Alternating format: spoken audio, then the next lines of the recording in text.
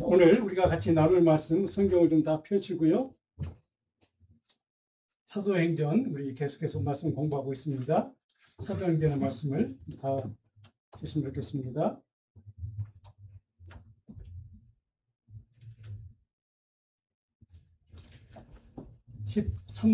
사도행전 13장.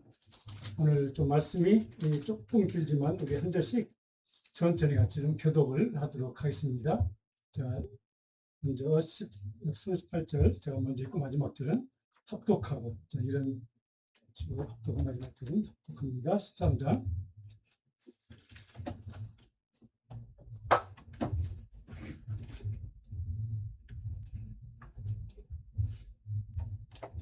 자, 그러므로 형제들아, 너희가 알 것은 이 사람을 힘입어 죄 사함을 너희에게 전하는 이것이며, 또 무슨 율법으로 너희가 얻는다 심을 얻지 못하는 모든 일에도 이 사람을 힘입어 있는 자마다 이롭다 하심을 얻는 이것입니다. 그런즉 너희는 선자들을 통하여 말씀하신 것이 너희에게 미칠까 삼가라. 일렀으되 보라 멸시하는 사람이라 너희는 놀라고 변화하라.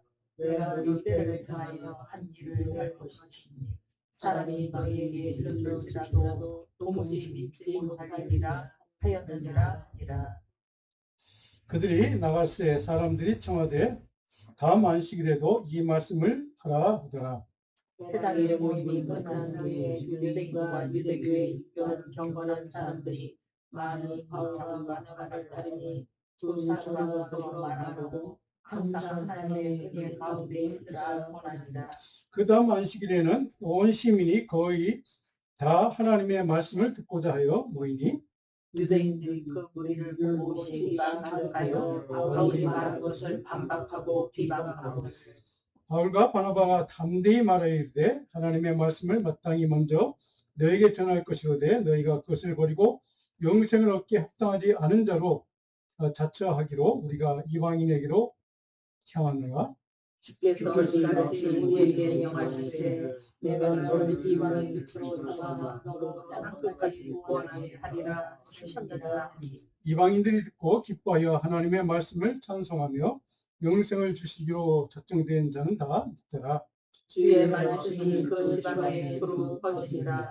이에 유대인들이 경건한 기부인들과 그 시내 유럽자들을 선동하여 바울과 바나바를 박해하게 하며 그 지역에서 쫓아내니 두 사람이 그들을 향하여 발에 깃불을 떨어버리고 이곳으로 가보냈습니다. 제자들은 기쁨과 성령이 충만하니라.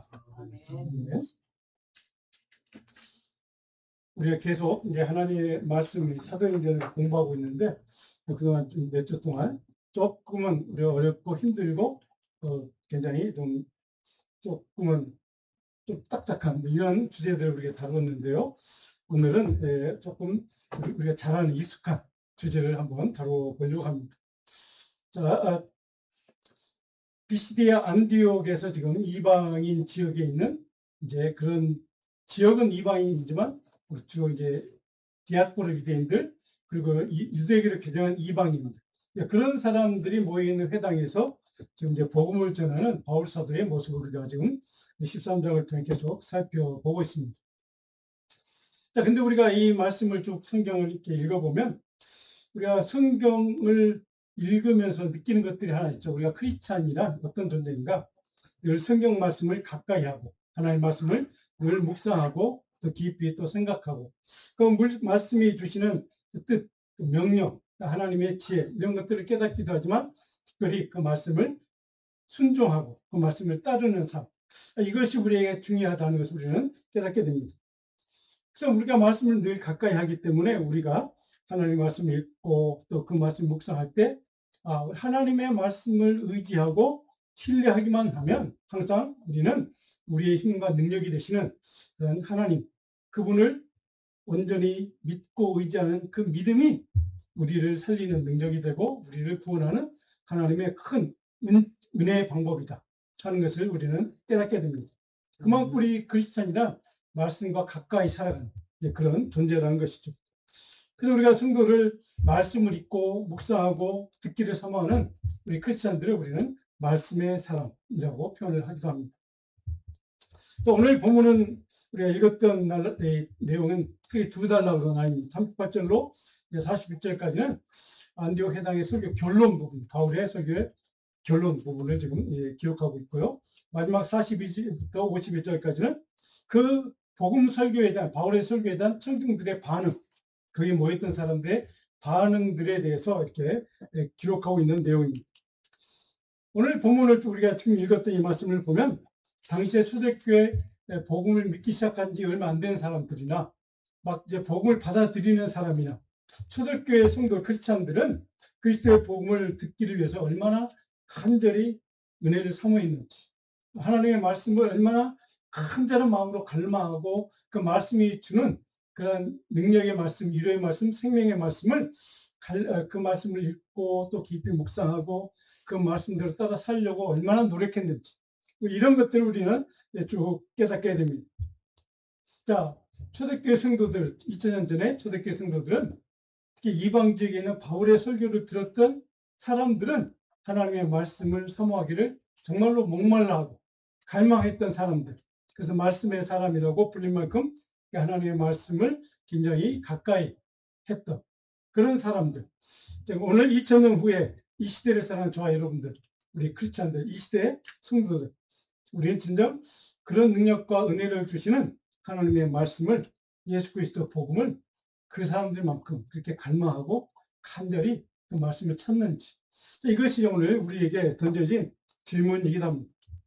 얼마나 하나님의 말씀을, 복음을 사모하고 목말라하며 갈망하고 간절히 그 말씀을 묵상하기를, 사랑하기를 원하는 그런 마음이 우리에게 있는지, 이런 것들을 우리가 오늘 복음 말씀을 통해 좀 우리가 좀 자신을 돌아보게 됩니다.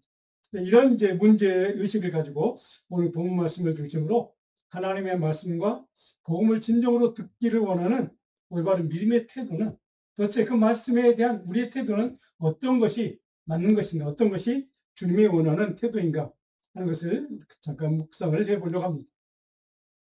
자, 제가 오늘 설교노트에 보신 서론에 설교의 결론과 결단을 촉구했다라고 적어놨습니다.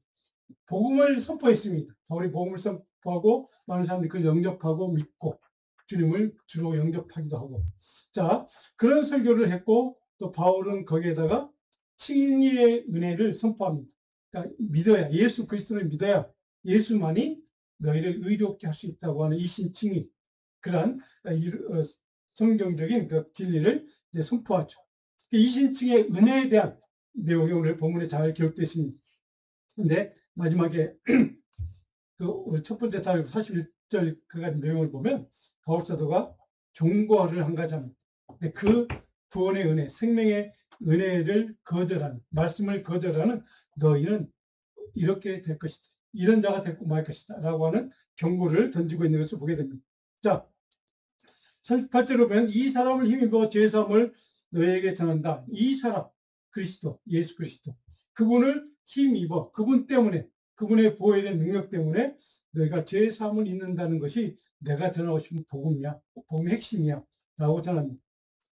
근데 그 복음은 어떤 것인가? 36절에 보니까 모세의 율법으로도 너희가 의롭다 하심을 얻지 못하는데 우리가 전한 이 사람, 예수 그리스도, 그분의 은혜와 능력과 그분의 십자가의 은혜라면 너희가 의롭게 될 수 있어. 근데 그분을 믿어야만 돼. 이런 얘기입니다. 그분을 믿으면 너희가 의롭다 하심을 얻는 이것이 내가 전하는 복음이다. 이렇게 선포하죠. 자, 그것 말씀을 다 전한 다음에 41절에 보니까 거기 한 가지 덧붙입니다. 그 복음을 부정하고 거역하는 자들은 어떻게 될 것인가? 그 복음을 받아들이지 않으면 어떻게 될 것인가? 40절에 보니까 멸시하는 사람들아, 내가 전하는 이 복음을, 예수 그리스도를 멸시하는 자들아, 너희는 놀라고 멸망하게 될 것이다.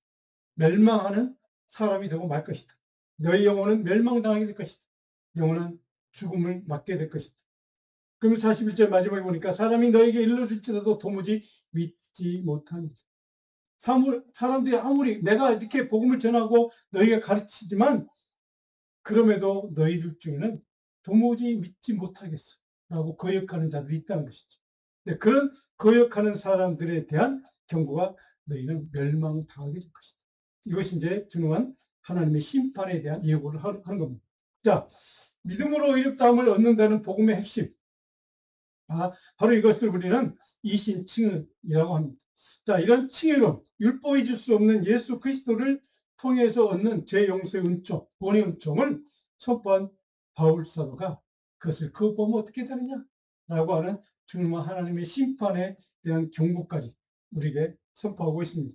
오직 예수 그리스도를 믿는 자만 이렇게 될 수 있다고 하는 이 구원의 원리를 정확하게 선포했고, 그 원리를 거부하는 사람은 어떻게 될 것인가를 정확하게 그 결말에 대해서도 선포하고 있는 말씀이기도 합니다. 자, 그래서 바울이 하고 싶은 얘기는 내가 전하는 이 복음을 너희는 결코 거절하지 말라는 것이죠. 이것을 부정하지 말고 거절하지 말고 이것을 받아들이고 인정하고 예수 그리스도께 나오라는 것이죠. 내가 하는 말은 그것밖에 없어 라고 하는 것이 바울의 설교의 핵심 내용입니다. 자, 복음을 믿지 않고 거절하고 무시하는 자들은 반드시 하나님의 심판이 있다는 것을 그는 정확하게 준엄하게 경고를 합니다. 자, 그런 것 같아서 복음은 은혜요, 동시에 믿음으로 받아들이도록 결단을 촉구하는 겁니다. 이것이 바울의 오늘 설교의 마지막 결론 부분에 하는 얘기죠. 너희가 믿지 않아? 결단하지 않아? 그러면 너희는 멸망당하게 될 거예요. 자, 이것이 복음을 전하는 사람의 복음 선포의 내용, 핵심이죠. 그러니까 좋은 얘기, 복음을 믿으면, 예수를 믿으면 이렇게 돼. 이런 얘기만 하면 이제 그것으로만 끝나면 안 된다는 것을 우리에게 말씀하고 있는 것이죠. 근데 그걸 거부하면 어떻게 되냐? 너희 영원한 저주를 받게 될 거예요. 멸망을 당하게 될 거예요. 자, 도대체 왜 이 심판에 대한 예고를 강하게 바울이 하고 있을까? 복음이란 단순히 세상적인 성공을 위한 처세술이거나 아니면 적극적인 긍정적인 마인드, 긍정적인 태도로 성공하는 인생을 살기 위한 지침이 아니라는 겁니다. 복음이란 내 생명이 달려있는 거예요. 복음을 믿는 것과 거절하는 것은 너의 생명이, 너의 영혼이 달려있어 라고 하는 경고의 이야기이기도 합니다.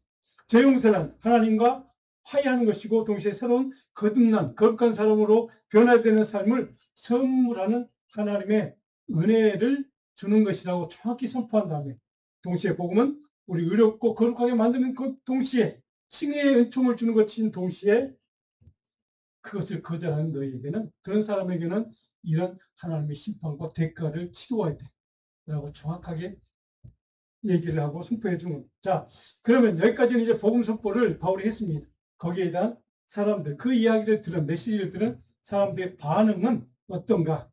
오늘 본문에 보니까 두 가지로 나뉘게 됩니다. 자, 오늘 첫 번째로 제가 성경을 보면 묵상 노트에 첫 번째로 긍정적인 반응을 보여주는 사람, 하나님의 말씀을, 복음을 듣고자 해서 간절히 갈망하는 사람들이 있음을 우리는 보게 됩니다. 42절로 44절까지 보니까 그런 사람들의 반응에 대해서 기록하고 있습니다. 42절에 보니까 사람들이 청하되 다음 안식일에도 이 말씀을 하라. 자, 이 사람들은 바울이 전하는 복음에 대해서 지금 이 자리에서 첫 번째로 했던 바울의 설교를 들은 처음 말씀을 접한 사람들. 물론 그 이전에 누군가가 그 회당에 있는, 아니면 예수를 믿는 사람 누군가가 뭐 하나님에 대해서 얘기했고 또 하나님을 믿고, 근데 복음이 있다, 예수라는 사람이 있더라 라고 오다 가다 전해주는 사람도 분명히 있었을 것입니다. 그런데 오늘 바울에게 의해서 처음으로 진짜 복음에 대한 설교를 처음 듣는 사람. 근데 그 사람들이 이 말씀을 듣고 끝나자마자 다음 안식에도 이 말씀을 하라. 자, 42절에 이 말씀을 하라라고 하니 마지막 이 말씀을 하라. 이것이 여러분이 제가 오늘 강조하고 싶은 주제입니다. 이 말씀을 하라. 이 복음을 얘기하라는, 다른 말이 아닙니다.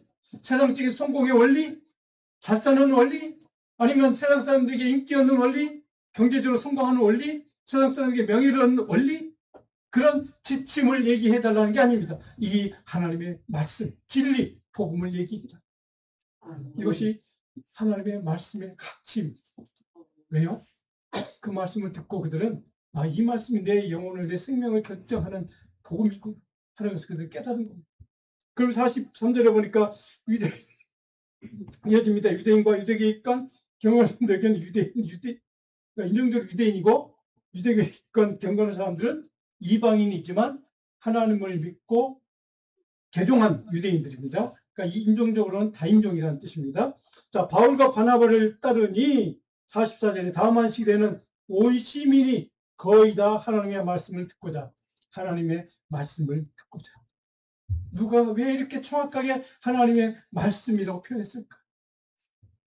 바울이 전하는, 바나바가 전하는, 이 사도들이 전하는 그들의 메시지의 그 내용은, 그 주제는, 줄거리는 바로 하나님의 말씀이라는, 세상의 지혜가 아니라는 겁니다.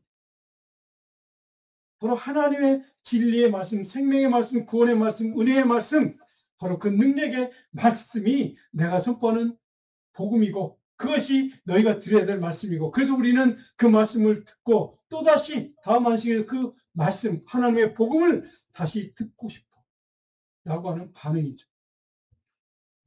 은혜를 사모하는 사람들, 말씀을 향한 갈망과 목마름으로 반응을 하는 사람들의 모습을 우리는 보게 됩니다. 그들은 초신자들입니다. 처음으로 예수 접한 사람, 그런 사람들이 가지고 있는 말씀에 대한 목마름, 갈망. 목사이고 또 교회를 수십 년 다니고 신앙생활 오래 했던 우리들에게 주는 메시지입니다. 우리의 처음 믿었던, 예수 믿었던 그 처음 주님을 사랑했던 그 시대, 그 당시에 그 시간은 주님의 말씀에 대한 갈망, 그것이 여전히 내게 남아있는, 그 말씀에 대한 갈망, 목마름이 지금도 내 안에 사로잡고 있느냐 하는 겁니다. 오늘 이것이 우리 교회를 향한 주님의 말씀입니다. 우리 안에 너무도 쉽게 접할 수 있고, 우리 여러분 잘 아는 것처럼 북한의 제약교회 성도들 아마 유튜브나 이거 보셨을 겁니다. 그 성경을 구할 수가 없으니까 손으로 적어서, 누가 할 때는 누가 자기 부모가 남겨준 손으로 적어 필사한 그 성경을 읽고 또 읽고, 그런 상황에 사는 신앙생활하는 사람들도 그런 갈망으로, 그런 목마름으로 하나님 말씀을 사랑하고 그 말씀을 간절하게 그 말씀을 읽고 묵상하기를 원합니다. 우리 너무 돈만 있으면 가서 언제든지 어디에 가서 성경이 다 있고, 그냥 공짜로도 호텔 가면 비치해 주는 데가 있고, 온라인으로 보면 요즘 성경 프로그램 다 있고, 그런 쉽게 말씀을 접할 수 있는 이 시대에도 초대교회 오늘 본문에 있는 성도들처럼, 초신들처럼 너에게 여전히 아직도 말씀에 대한 갈망, 그 말씀에 대한 사랑, 그 말씀에 대한 간급함이 아직 남아있는. 오늘 본문에 보면 이방인들을 보면 많은 사람이 바울의 소개를 듣고 적극적으로 반응합니다. 긍정적으로 반응하죠. 많은 사람들은 영적인 갈망과 진리에 대한 타는 목마름, 그 말씀에 대한 목마름, 이것을 듣기 위해서, 진리를 듣기 위해서 간절하게 하나님의 말씀에 대한 소망이 있고, 그래서 그 말씀을 다음에도 또 들려달라고 그렇게 간절히 간청하는 그들의 믿음의 모습. 우리는 이것을 잃어버렸습니다. 말씀에 대한 소망이, 갈망이 우리에게는 없습니다. 왜 그럴까요? 말씀을 접하기가 너무 쉬운 시대인데, 그냥 맘만 먹으면 그냥 말씀을 읽을 수 있는 시대를 살아가는데, 읽는 것도 모자라서 그냥 오늘 이 유튜브 틀면 성경도 읽어주더라고요. 그런 시대를 살아가는데, 우리 왜 그들과 같은 목마름을 상실해버렸을까? 말씀에 대한 깊은 사모함이 없기 때문이죠. 말씀이 주는 능력에 대한 그 능력에 대한 믿음을 우리 잃어버렸기 때문입니다. 그 세상적인 지식이나 아니면 지혜라고 하는 것, 성공하는 지침서들, 이런 것들을 우리는 더 의지하고, 어떤 사람이 얘기하는 어떤 좀 처음 듣는 새로운 얘기 같은 그런 것들에 우리는 마음을 뺏기고 귀를 뺏깁니다. 정작 우리 영혼을 살리는, 우리 영혼을 결정짓는 하나님의 말씀에 대한 관심은 없습니다. 오늘 이것이 우리들의 문제입니다. 교회의 문제입니다. 우리 한국교회는 말씀으로 성장한 교회입니다. 우리 60년대, 70년대, 80년 초까지 한국교회가 성장할 때 말씀에 대한 목마름이 있어서 여기저기 승부를 자기 교회 다니 다른 교회 가면서 일부러 돈까지 등록해 가면서 말씀을 배웠던 시대. 그리고 우리 한국교회 전통이 있습니다. 오늘 이 시대에 우리는 그것을 상실해 버린 시대. 말씀에 대한 갈망을 잃어버린 시대. 그런 반응을 보여주는 사람들 중에서 바울서가 43절에 그들을 향해서 항상 은혜 가운데 머물러 있으라고 권면을 합니다. 왜요? 왜 은혜 가운데 항상 머물러 있어야 된다고 얘기할까? 내가 지금 받은 그 말씀에 대한 그 능력과 지혜를 체험했다면, 그래서 그 말씀에 대한 갈망과 소망이 있는데, 내가 항상 은혜 가운데 머물지 않으면 말씀에 대한 사모가, 갈망이 사라지고 말 것을 바울은 알았던 겁니다. 유일한 구원과 영생을 얻는 복음이란 한 번 듣는 것으로 완성되는 것이 아니기 때문에 그렇습니다. 복음에 대한 또 말씀에 대한 순종하는 삶을 살고자 지속적으로 계속해서 결단하고 노력하고 애쓰고 땀을 흘리며 기도하며 수고해야만 하는, 그래야 말씀의 열매를 얻는 것을 그는 알았기 때문에 내가 그래서 지속적으로 항상 말씀의 은혜 가운데 머물러 있으라. 사랑하는 성도 여러분, 우리는 지금 말씀의 은혜 가운데 머물러 있는가? 항상 매 순간마다 하나님의 말씀이 주시는 은혜와 그 사랑과 하나님의 말씀이 주시는 지혜와 그 능력 안에 우리 머물기를 원하고 있는가? 이것이 오늘 이 말씀을 통해 저에게 주셨던 하나님의 질문이었습니다.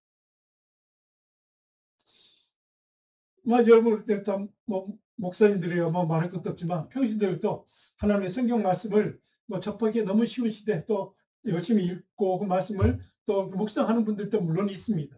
그런데 대부분의 크리스찬들, 대부분의 신앙인들이 바로 오늘 우리가 잃어버린 것 한 가지, 하나님의 진리, 말씀에 대한 사모와 갈망, 그러한 목마름이 우리에게는 없다는 것. 이것 때문에 말씀의 능력이 사라지게 되고 교회가 약화되고 우리의 신앙이 세속의 세상 사람들의 조롱거리 같은 겁니다. 왜요?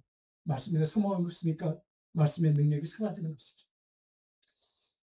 그래서 이 시편 63편 1절에 다윗은 이렇게 우리에게 가르쳐 줍니다. 시편 우리 같이 한번 읽어볼까요? 63편 1절. 하나님이여 주는 나의 하나님이시라. 내가 간절히 주를 찾되 물이 없어 마르고 황폐한 땅에서 내 영혼이 주를 갈망하며 내 육체가 주를 원하노라. 다윗이 하나님 믿는 사람입니다. 당시에 정말로 누구보다도 탁월한 신앙인이었습니다. 그런데 그가 물이 없어 황폐한 그 땅에서 내가 찾는 것은 유일하게 하나님을 악망한 것. 하나님이 주시는 말씀, 하나님이 주시는 지혜, 하나님이 주시는 것을 악망하고 악모하는 것밖에 내게 필요한 것이 없어. 이것이 다윗이 고백한 간증이기도 합니다. 바로 하나님을 바로 갈망하는, 하나님 말씀에 대한 간절한 소망, 사랑, 사모함이 우리에게 사라진 시대. 다윗은 사막 황폐한 그 자리에서 자기 자신의 인생의 어떤 어려운 문제를 당할 때마다 나는 하나님만을 악망하고 갈망합니다. 하나님의 말씀이 주시는 능력만 나는 악망라고 고백했던 다윗. 왜 이런 고백을 했을까요? 그는 자기 삶의 어떤 상황과 조건과 환경에 상관없이 흔들리거나 변하지 않고 항상 하나님을 견고하게 신뢰하고 의지하는 믿음이 또 결단이 필요하다는 것은 알았던 겁니다. 내가 이 어려운 순간에 내가 찾아야 될 것, 내가 붙들어야 될 것은 오직 하나님 향한, 하나님 말씀을 향한 신뢰와 의지밖에 없다는 것을 분명히 깨달은 겁니다. 그래서 그 순간에 그는 하나님을 악망한다고 고백할 수 있었던 것이죠. 동시에 하나님 말씀에 대한 전적으로 순종하는 삶이 이 어려운 고난의 시간, 황폐한 이 내 인생의 어떤 어려움의 순간을 이겨낼 수 있는 것은 하나님의 말씀에 대한 전적인 순종밖에 없다는 것을, 이것을 이겨낼 수 있는 힘은 하나님의 말씀에 대한 순종으로부터 온다는 사실을 그는 정확히 깨달은 겁니다. 그래서 하나님만을 악망한다. 하나님의 말씀만은 강망한다. 라고 하는 고백이 있었던 겁니다. 하나님 말씀에 순종하는 믿음으로 반응하는 것만이 이 고난의 순간을, 이 광야 같은 내 삶의 어려운 고난을 이겨낼 수 있다는 이 믿음의 원리를 그는 깨닫는 것이죠. 바로 이것이 다윗의 신앙이었고 다윗의 고백이었고 오늘 주님께서 저와 여러분들에게 요구하는 믿음의 모습입니다. 자, 그렇다면 하나님 말씀이 선포되면, 복음이 선포되면 항상 적극적이고 긍정적인 호의적인 반응만 있는가? 오늘 본문에 보면 결코 그렇지 않았다는 것을 알게 됩니다. 적대적으로 반응하는 사람들이 있습니다. 그 근본 이유가 무엇인가를 우리 설교 묵상한 것도 있습니다. 복음을 거절하는 반박하는 사람들의 심리, 그 마음 중심에 뭐가 있다고요? 시기와 질투심. 오늘 45절에 보니까 이렇게 되어 있습니다. 유대인들이 그 무리를 보고 시기가 가득하여 바울이 말한 것을 반박하고 비방했다. 복음을 거절했다. 근데 근본 마음의 동기가 시기가 가득하여. 도대체 왜 그들은 시기가 가득했을까?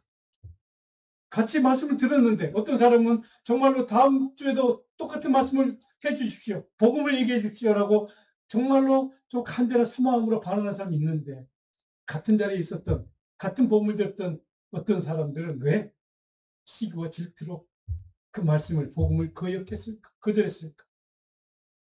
하나님의 말씀에 선포된 그 복음을 받아들인 사람들이 그 말씀을 너무나도 갈망하고 사모하는 것을 보고 그리고 그 사람들이 그 말씀 선포했던 바울과 바나바 그 복음을 전한 사도들의 일행을 향해서 시기하고 질투하고 비방하고 반박하고 거절하는 겁니다. 그 거절은 그들의 생명을 영원한 죽음으로 내모는 거절이었습니다. 자기 영혼을 죽이는 거절이었습니다. 그들의 분위기 반응의 동기는 바로 인기를 내가 사람들에게 받아야 관심을 빼앗기는 것 이것이 싫었던 겁니다. 그래서 바로 그것 때문에 복음을 생명을 결정짓는 영혼을 결정짓는 그 말씀을 그들은 거역하고 만 겁니다. 그들이 가진 명예나 세상 인기나 기득권을 빼앗기지 않을까 싶어서 노심초사 걱정되기 때문에 그래서 그들은 그 불안감 때문에 그들을 질투하고 시기하는 마음을 드러내고 그래서 그 복음을 거절하는 선택을 하고 맙니다. 한 번에 최악의 선택을 하고 마는 것이죠. 그들은 바울이 선포했던 그 복음에 대한 하나님의 말씀에 대한 그것이 진리인가 아닌가에 대한 관심은 없습니다. 오직 바울이 선포한 복음에 대한 사람들의 긍정적인 반응과 열정적인 반응에 대해서 그들은 바로 그것을 보고 마음속에 시기함, 질투함이 생겨난 겁니다. 그러니까 우리가 복음을 전할 때 반드시 강조해야 될 것. 아까 제가 말씀드린 것 딱 한 가지. 복음을 받을 믿는 자에게는 영원한 생명의 능력이 될 것이고 복을 받는 인생이 될 것이고 그것을 거절하는 자, 거역하는 자, 그것을 부인하는 자에게는 하나님의 심판과 멸망의 길을 가게 될 것이다. 자, 이것이 바울이 선언했던 복음이었고 이 말씀을 선포하는 것이 바울이 오늘 우리에게 이 말씀을 선포해야 된다고 정확하게 모델로 좀 설교의 모델을 제시해 주는 겁니다. 그들은 생명과 구원과 은혜의 복음을 들으면서도 전혀 기뻐하거나 회개하지 않았습니다. 물론 갈망함, 목마름도 없는 것이죠. 이 자리에서 유대인이 보이던 복음에 대한 부정적이고 거절한 그 결과는 초대교회 선교 역사의 큰 전환점이 되기도 합니다. 오늘 말씀의 결론적으로 제가 이렇게 적어놨습니다. 은혜를 갈망하는 말씀의 사람을 통으로 하나님의 복음은 지리적으로 인종적으로 방향이 전환됩니다. 그리고 복음이 더 세계적으로 확장되는 기회가 되고 있습니다. 자, 46절 보시면 바울과 바나바가 담대히 말하여 이르되 하나님의 말씀을 마땅히 먼저 너희에게, 너희는 유대인이니 너희에게 전할 것이되 너희가 그것을 버리고 거절했기 때문에 그 결과 우리가 이방인에게로 향한다. 세계 선교 역사의 큰 변화, 전환점이 되는 사건이 되었던 것이죠. 47절에 보니까 주께서 이같이 우리에게 명하시되 내가 너를 이방의 빛으로 삼아 너를 이방의 빛으로 삼아 이건 유대인들입니다. 그 이방을 구원하는 생명의 빛으로 삼았는데 너를 땅끝까지 구원하게 할 목적으로 이방의 빛으로 내가 너를 삼았다, 선택했다라고 하는 것이죠.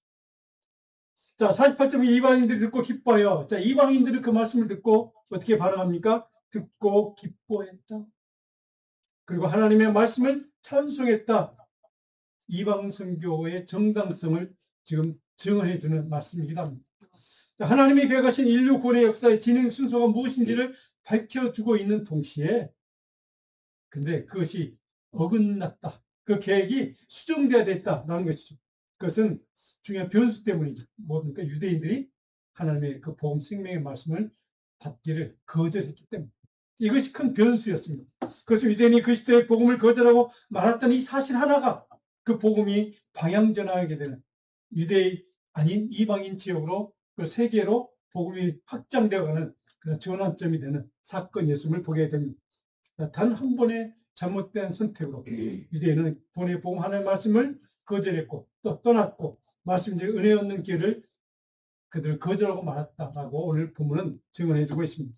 더욱 복음과 말씀 바로 이것을 통로로 얻는 구원의 기회는 바로 어디에 향하겠습니까? 이방인에게로 향한다 라고 하는 게 바울이 우리에게 오늘 이 전체가 증언해준 누가가 전해주는 이야기죠. 자, 이것을 정당성을 부여하기 위해서 바울 사도는 성경 구절, 구약 성경을 하나 인용합니다. 자, 이사야 49장 6절 같이 한번 읽어볼까요? 내가 나의 종이 되어 야곱의 집파들을 일으키며 내가 또 너를 이방의 빛으로 삼아 나의 구원을 베풀어서 땅 끝까지 이르게 하리라. 아멘. 지금 오늘 본문에 기록되어 있는 이방인에게로 향하는 그 내용은 이미 구약에 예언되어 있는 사실입니다. 그 예언이 성취된 것뿐입니다. 그 예언이 어디에 있다? 이사야 49장 6절에 저렇게 예언돼. 내가 또 너를 이방의 빛으로 삼아. 오늘 본문에 그대로 있는 내용입니다. 나의 구원을 베풀어서 땅 끝까지. 구하신 주님의 명령이 여기서 맞닿아 있습니다. 땅 끝까지 이르러 복음을 전하는 이 사명을 이제 사도들이 감당하기 시작한 겁니다. 자, 오늘 이런 예언의 말씀, 구약에 예언된 말씀이 지금 이제 바울과 초대교회 성도들을 통해서 이제 성취되는 과정을 우리는 이제 앞으로 계속 보게 될 텐데, 자, 그런데 오늘 본문이 하고 싶은 메시지 한 가지가 있죠. 뭡니까? 그런데 이방의 빛의 사명을 이제는 우리가, 크리스찬 성도들이 이방인은 구원의 빛 되는 말씀의 증인의 삶을 살아야 된다는 사명을 우리에게 일깨워주는 말씀이기도 합니다. 여기에서 우리가 주목해야 할 것은 복음에 대한 이방인의 반응입니다. 이방인들이 이 사실을 듣고 기뻐했다고 기록합니다. 그리고 그런 언약의 말씀을 찬송하고 진리로 믿는 이방인들의 반응. 누가는 영생을 주시기로 작정된 자 모든 자에게 구원의 복음이 열매를 맺게 되었다라고 오늘 본문은 증언해 줍니다. 우리가 기억해야 할 것 중요한 사실은 말씀을 사모하고 갈망하고 듣기를 간절히 소원하고 들은 말씀을 증언하는 그 사람들을 통해서 그가 누구였든 상관없이 거의 어떤 삶에서 상관없이 바로 하나님의 말씀의 사람으로 변화되어서 그 말씀을 증언하는 사람들, 말씀을 사모하는 사람들, 그들을 통해 복음은 확장되고 구원의 역사는 이루어져 간다는 사실입니다. 누구를 통해서? 하나님의 말씀을 사모하는 사람, 하나님의 말씀을 갈망하는 사람들, 모든 것을 계획하고 섭리하시는 분이 하나님이 철저히 주도하는 일이기 때문에, 하나님의 일이기 때문에 그것이 가능하다는 뜻입니다. 아멘. 물론 이는 주님이 유대인을 보냈다는 뜻은 아닙니다. 하나님의 구원이 유대인이나 이방인이나 모든 민족에게 열려져 있다라는 것을 뜻하는 사실을 우리에게 말씀하고 있습니다. 그러니까 내가 오늘 우리가 꼭 기억해야 될 한 가지, 영적인 목마름으로 주님의 말씀을 사모하고 갈망하는 하나님의 백성이 이방의 빛되는 사명을 이어받았다는 사실을 우리 크리스찬들, 모든 성도들은 반드시 기억해야만 합니다. 근데 중요한 것은 하나님의 말씀을 사모하는 사람, 말씀을 갈망하는 사람, 말씀 듣기를 간절히 소원하는 사람, 그 사람들을 통로로 해서 이방의 빛으로 삼아 주셨다. 근데 오늘 그 하나님의 복음을 전하는 이 순탄하지 않았었던 것 같습니다. 50절에 보니까 방해 공작이 시작이 됩니다. 핍박이 시작이 됩니다. 그 핍박을 통로로 해서 그 지역에 쫓겨나죠. 그러고 나서 우리 지도를 하나 보면 이고니온이라고 하는 지역으로 여기에서 복음을 전하다가 이제 이고니온 이 지역으로 이제 추방당해야 됩니다. 이곳으로 복음을 이제 전하러 가는 것이죠. 자, 그런 일이 일어나는 사건을 본문에 다 기록되어 있습니다. 자, 오늘 본문을 정리를 한번 해볼까요? 두 사람이 51절인가 그들을 향해서 바위 티끝을 떨어버리고 이고니온을 행하는 그를 하고 52절에 보면 짤막한데 아주 친한 말씀의 내용이 기록되어 있습니다. 52절 한번 볼까요, 여러분? 제자들은 기쁨과 성령이 충만해. 핍박을 받아서 쫓겨났습니다. 그것도 그냥 자기 개인적인 일하다가 아니고 하나님의 복음을 전하다가 쫓겨났는데 기쁨과 성령이 충만했다. 말씀을 사모하는 사람에게 주시는 하나님의 축복인 걸 믿습니다. 아멘. 하나님이 주시는 은혜, 하나님의 말씀의 사람들에게 주시는 하나님의 복은 항상 기쁨으로 성령으로 충만하도록 하나님이 도우시고 인도하시는 이 역사, 우리 이것을 믿음의 역사로 얘기합니다. 사랑하는 성도 여러분, 오늘 이 말씀을 통해 반드시 우리가 기억해서 그 복음을 갈망하고 악망하는 믿음의 사람, 말씀의 사람에게 필요한 영적인 태도로 말씀이 나를 살리는 진리의 말씀. 그 말씀이 내 영혼을 결정짓는 하나님의 생명의 말씀. 동시에 그 말씀을 거역하는 자에게는 하나님의 심판과 하나님의 영원한 저주의 심판이 있을 것이다. 자, 이것을 전하는 것이 오늘 복음 전하는 사람들의 복음의 핵심 메시지입니다. 오늘 복음 말씀을 쭉 들으면서 오늘 복음 말씀 쭉 읽으면서 제 마음속에 간절히 깨달아지는 주님이 주시는 마음 한 가지가 있습니다. 그것은 하나님의 말씀, 목사니까 말씀을 준비하는 매주마다 말씀을 읽기도 하고 또 매일 말씀을 묵상하기도 하고 그 말씀을 또 깊이 연구하기도 합니다. 근데 오늘 이 말씀을 준비한 제게 주님이 깊이 책망하시는 말씀. 그 하나님의 말씀, 생명의 진리가 너를 살린 거야.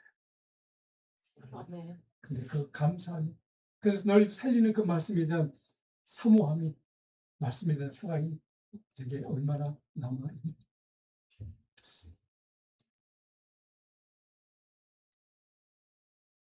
오늘 이 질문은 우리 모두를 향한 질문. 너희에게 아직도 여전히 말씀을 갈망하는 믿음이 남아있느냐? 한 주간 동안 이 말씀을 깊이 우리가 묵상하고 하나님께 기도했으면 좋겠습니다. 우리 요즘 말씀 요한복음 8장 47절에 이런 말씀이 있습니다. 하나님께 속한 자는 하나님의 말씀을 듣나니 너희가 듣지 아니하면 하나님께 속하지 아니하였습니다. 하나님께 속한 사람은 하나님의 말씀을 갈망하고 사모하고 묵상하는데, 그래서 그 말씀을 간절한 마음으로 갈망하는데 하나님께 속하지 않으면 그런 것이 없다는 제게 주신 질책이었습니다. 사랑하는 이 말씀을 꼭 기억하십시다. 하나님께 속한 사람, 말씀의 사람입니까? 하나님의 말씀을 사모하는 사람입니까? 나는 여전히 하나님께 속한 사람입니까? 하나님의 말씀을 여전히 갈망하고 소원하고 사랑하고 그리워하는가? 오늘 이 질문 앞에 겸손히 하나님 앞에 툭 해보시는 시간 되기를 바랍니다. 잠깐 좀 기도하겠습니다. 하나님, 우리 같이 한 목소리로 같이 기도했으면 좋겠습니다. 우리 하나님, 우리에게 말씀을 주셨는데 그 말씀의 은혜가 내게 없습니다. 말씀에 대한 사모함, 사랑이 갈망 내게 없습니다. 우리에게 그 말씀에 대한 갈망을 하나님, 오늘 이 시대에 우리 기억하고 기억하는 여러 가지 영상들, 비디오들, 그런 것들이 우리 마음을 말씀에 아버지 말씀을 사랑하고 할망하는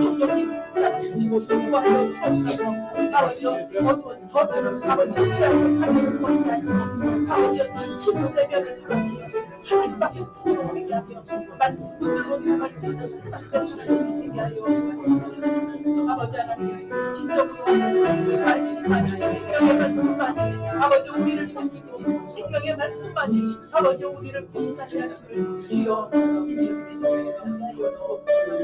오 주님 말씀으로 승리하며 말씀으로 이겨내고 하나님, 말씀의 사람으로 서게 하여 주옵소서.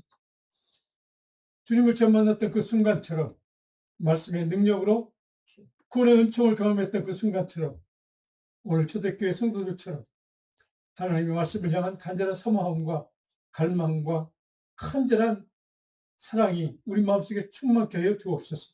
하나님, 그 말씀으로 인하여 날마다 아버지 하나님 능력의 삶이 되게 하시고 복의 삶이 되게 하시고 그 말씀으로 인하여 한 영혼을 주님께 인도하는 전도의 사람 되게 하여 주옵소서. 아멘. 그렇게 축복하시는 하나님께 감사하고 예수님 이름 기도합니다.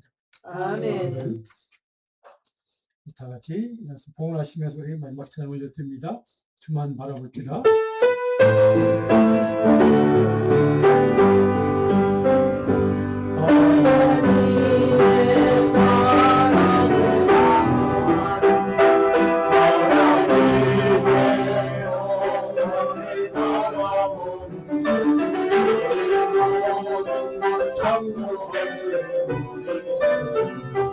나를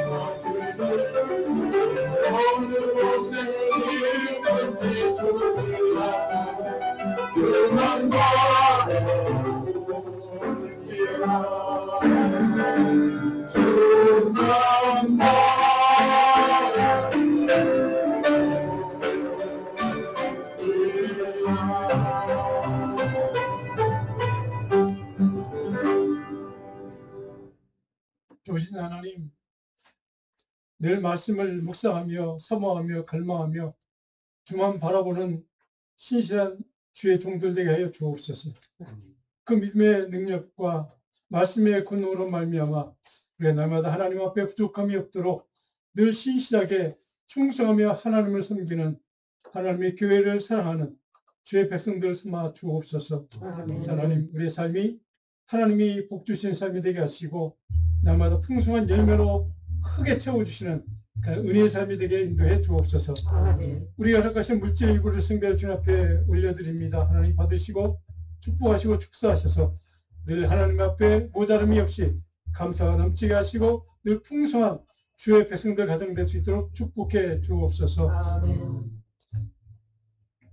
이제는 우리 주 예수 그리스도의 구원의 은총과 아버지 하나님의 극진하신 사랑하심과 성령님의 감화 감동의 충만하심이 오늘 또 말씀의 사람으로 살기로 결단하고 돌아가는 모든 성도들 머리 위에 우리의 가정과 일터와 우리 자녀들과 이 교회 위에 또 우리 함께 예배하며 하나님을 찬양하고 경배하는 이 목사님 가정 위에 영원히 함께 하실 간절히 축원하옵나이다. 아멘.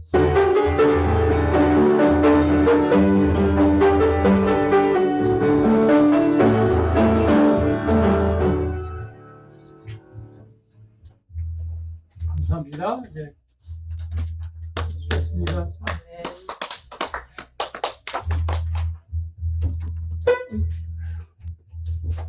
아이고. 더 건강해지신 것 목사님은 잘 지내지? 그때보다. 네, 목사님. 그러니까 진짜 목사님은 진짜 건강해지시고 뭐 한번 그 이유 괜찮죠? 네, 괜찮아요. 네, 건강하시고. 네. 감사합니다. 아유, 고맙습니다. 목사님 평안하셨습니까 그동안? 일하시느라 수고하셨어요. 고생하신 가운데 고생하셨지. 은퇴하시면 목사님들 미팅이 있으신가요? 목사님? 네? 오늘 있어요. 아, 내일. 수고하셨어요. 네. 아. 네. 아이고, 너무 네? 네.